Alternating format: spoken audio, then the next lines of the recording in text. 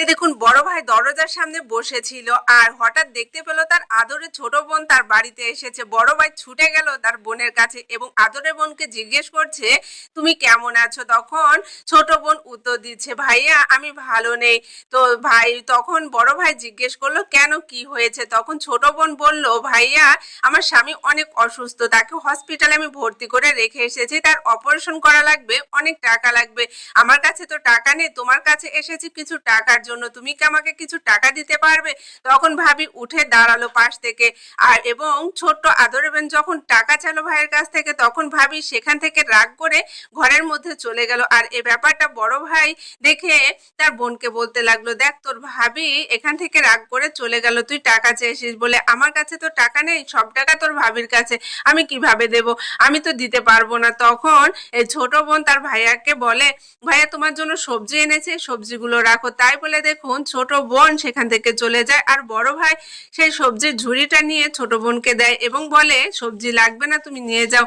তখন ছোট বোন খুবই মন খারাপ করে এবং সবজির ঝুড়িটা সে খুব যত্ন করে আদর করে ভাইয়ের বাড়িতে নিয়ে এসেছিল। সে কি বাড়িতে নিয়ে যেতে পারে? দেখুন সে ঝুড়িটা বাড়ির বাইরে এক পাশে রেখে গেল আর এদিকে ভাবি দৌড়ে আসলো টাকা নিয়ে ভাইয়ের কাছে এবং তাকে জিজ্ঞেস করলো, তোমার বোন কোথায়?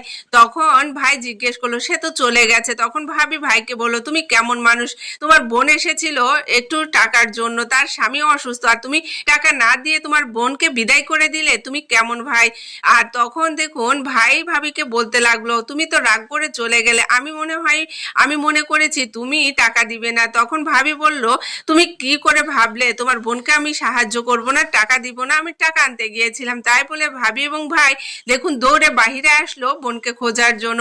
এরপর দেখতে পেলো বাহিরে সেই ঝুড়িটা রেখে গেছে। তখন ভাবি ভাইকে বলতে লাগলো, দেখো তোমার বোন কত ভালোবাসে তোমাকে, তোমার জন্য সবজি নিয়ে এসেছে, সেই সবজি সে নিয়ে যায় নাই। তারপরে দেখুন ছোট বোন চলে যাচ্ছিল, ভাই আর ভাবি দৌড়ে এসে তার কাছে আসলো এবং ভাবি ছোট্ট বোনকে বলতে লাগলো, তুমি টাকা না নিয়ে কেন চলে যাচ্ছ?